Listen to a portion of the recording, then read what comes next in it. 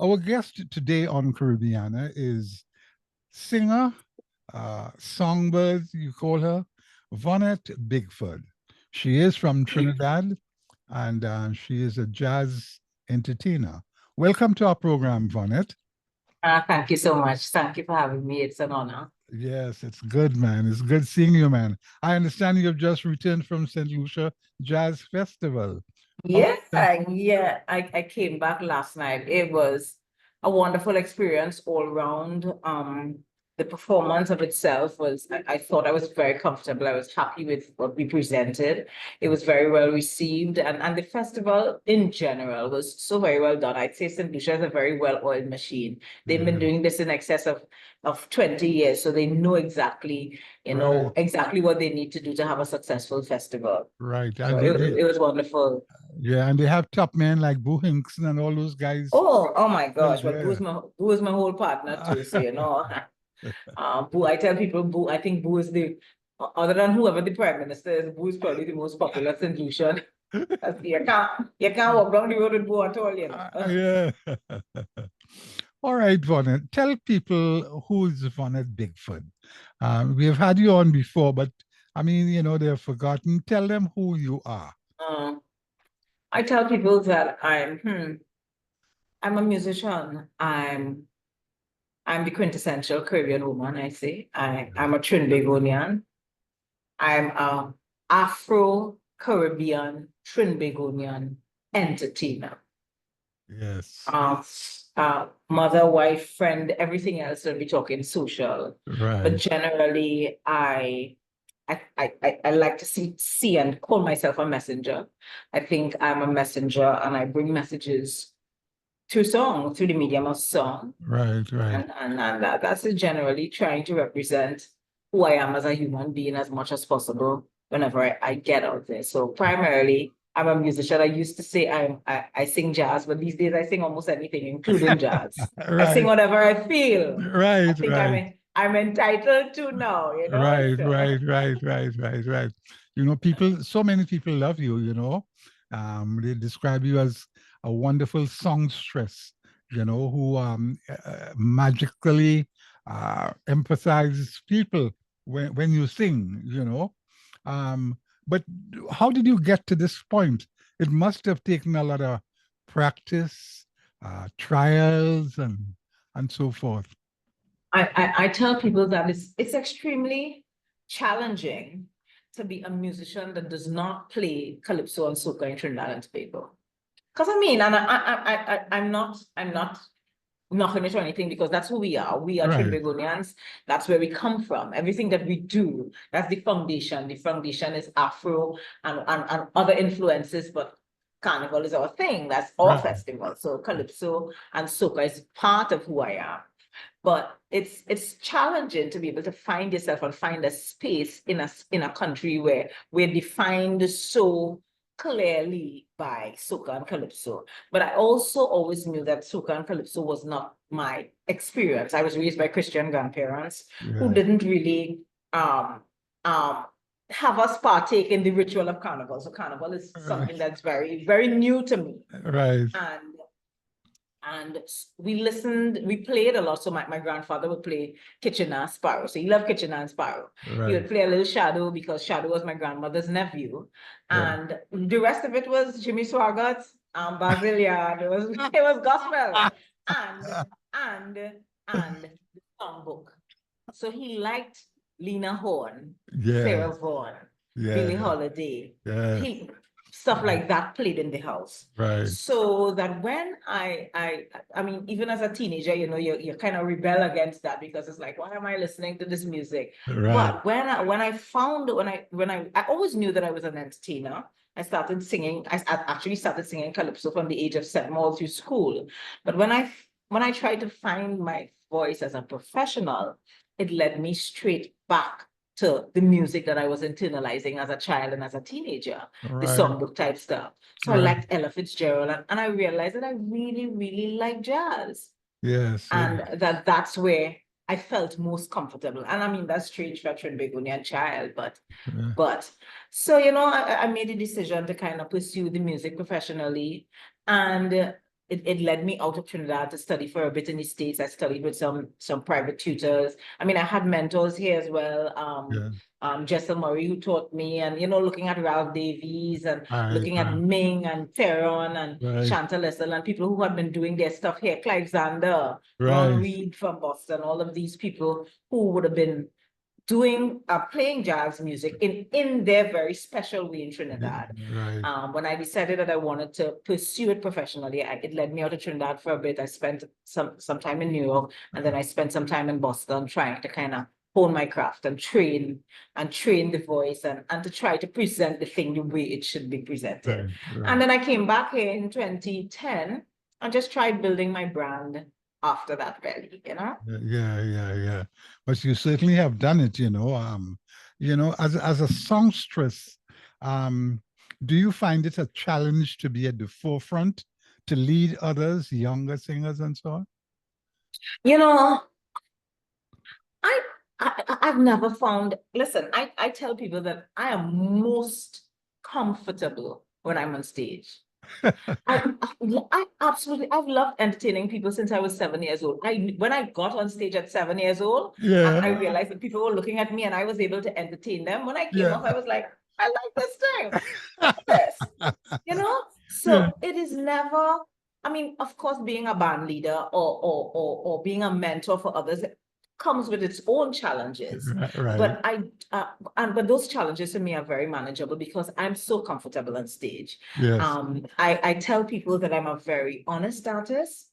I try to be very authentic in my offerings, and that also makes it easier because then when you're honest, you're not to hide. You're not to lie about. Right. Because I give people 100% of myself. They can either receive it or not. Right. So that makes it a lot easier for me. I don't think that I've had as many challenges as people in the industry talk about. Like, even as a female band leader, I don't think I've really ever experienced that so much. I think the biggest challenge for us here in Trinidad is creating spaces for us to be able to play consistently. Right. And that's it for the biggest challenge, I think, for us. Yeah, I was now going to move on that because jazz, it's yet a limited idiom in Trinidad. But do you find opportunities to expand? Are there other people who collaborate and develop? Yeah, there are. As again, what we find is that we have a very niche audience. We also have a very mature audience. You don't find younger people gravitating towards. They don't particularly like the word jazz. They think jazz means you're older and you're going to sit down amongst a bunch of retirees. Yeah. As much as we try to tell them, it is not what you think it is. We have, I guess, we as artists have to take some responsibility for how we're going to bridge that gap and how we're going to get younger people coming. Also, we have a growing audience, a more mature audience. What I've found is that, and I tell people that there are festivals and there are spaces here to play. Not very many. And I for myself, I felt like I couldn't wait on that. I couldn't wait on the few spaces that existed to call me. So there, in myself included, a lot of artists, we've started kind of creating our own spaces to play, creating our own events. So I produce my own events. I have 3 major events for the year. I produce my own thing, and I started producing my own events in 2011 simply because I wasn't comfortable just waiting to be hired. I thought, well, let me be the change one. If you have the resources to create something for yourself, create it. And I created my own thing and started building my own audiences. And a lot of opportunities came from that as well. So I have my own thing going on. And then I'm hired by a number of different people during the year too. So it's getting better. I mean, it could be a lot better, but it's getting better for us, and I'm thankful for that. What's the name of some of your events?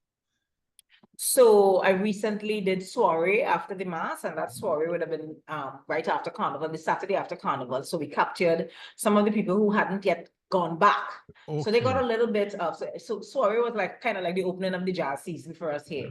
So it was a little bit of soca, a little bit of calypso, a little bit of jazz, a little bit of something, a little bit of carnival for the people who didn't really want to immerse themselves in heavy carnival things, you know. Right. Before soiree, I had in July of last year, I had the Freedom Jazz Jam, which was a celebration of Blackness and Black excellence Wow. of course, in paying homage to our emancipation celebration a couple of days after. And Yes. I'm also doing that again this year. So that was Yeah. called the Freedom Jazz Jam. Yeah. And before that, the Freedom Jazz Jam, I would have had Masquerade, also loud events, the Sunset Pan Jazz. I've done a Wow. Hysteria. I've Yeah. done a number of my own events Right. that Right. have really, really been welcomed. Yeah. But these sound like things that can sell outside of Trinidad. I Um, absolutely think so too. I think we have audiences in the diaspora that are also craving for a little bit of home too. I am telling you, girl. Yes. They're also craving for a little bit of home, and not necessarily only calypso and soca. They're craving for a little piece of home. So I think that there are spaces outside. So like this thing that I'm doing on the 1st of June in Florida, there are people coming from New York for that. Yeah. There are people coming from all over for that because it's a piece of home packaged differently. Right. Right. And yeah, I think there are spaces for it. We just have to find those spaces and capitalize on them. Right. And then your name is certainly expanding and getting bigger, and everything is getting better. Huh? I thank God for that too. And I tell people that I've always been committed to excellence. I mean, it doesn't always happen. We have moments where things happen, but the commitment to excellence is so important to me. I like when people come to my events or when people experience, I tell them it's my things. It must always be an experience. You mustn't just leave home, you put on some clothes and you come to a concert and you hear me sing and you leave. You must leave changed. That's what I feel our purpose is as Right. musicians. Right. We must be able to effect change by a song. And I always feel that it should be an entire experience. And that is what I think people have been following. They've been following this feeling that they get when they leave, you know, this Right. sense of oneness and unity, and how we present the thing and how we make our thing look special, because it could and it deserves to look special, you know? Right, right, right, right, right. Yes, man. I'm happy, because you're amidst a lot of good people, Carl and Carol Jacob, they're doing fantastic work with their Kaiso Cafe, you know. Cafe Blue. Listen, I'm telling you, we cannot repay Carl and Carol for the work that they're doing in that space, because for us, it is practically the only space where live music happens, the only space in this country where live music happens on a consistent basis, sometimes 4, 5 times for the week. And that is not easy. And I know it's not easy for Carl and Carol, because to be able to keep this place, to sustain this place, to pay this rent, to pay staff, it's a lot. Yes. And I was worried about them during COVID, and they held on during COVID and still came back and still allow us the space to be able to come and express. And we are extremely thankful for them for that, you know. So that's tough work. That's hard work, you know. Yes, yeah. Well, Vaughnette, it's such a treat talking to you, man. Anything you'd like to leave us with? Yeah, well, for the listeners out in DC or out in the States, when are you all inviting me there to perform? What is this about? Why am I here still? What is this about? All these messages in my inbox, when are you coming? When are you coming? Somebody needs to invite me. So you all get together and invite me. We'll come across and present to you something that's wonderful, something that's Trinbagonian, something that's Caribbean, something that's us. But we're waiting on your invitation. We're waiting on all you. Yes, I could feel a coming back of Caribbean jazz waves. Yes, absolutely. All Absolutely. right. Thank you so much, Vaughnette, and good luck. And we'll be talking again. You're most welcome. Take care. Thank you All to all right. the listeners as well. Take care. You're welcome. I've been speaking with Vaughnette Bigford. She is a songstress, a jazz songstress from Trinidad and Tobago. This is Vaughn Martin. Caribbeana continues.